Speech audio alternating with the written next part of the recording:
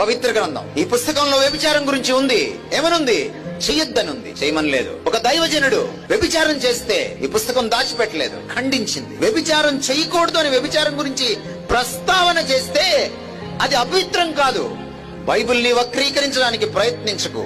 ఈ పుస్తకంలో ఒకవేళ వ్యభిచారం గురించిన సంఘటనలుంటే అది మానవ మాతృలైన వాళ్ళు చేశారు. అది లోతు కాని, అది దావీదు కాని, దాన్ని దేవుడు ఖండించాడు.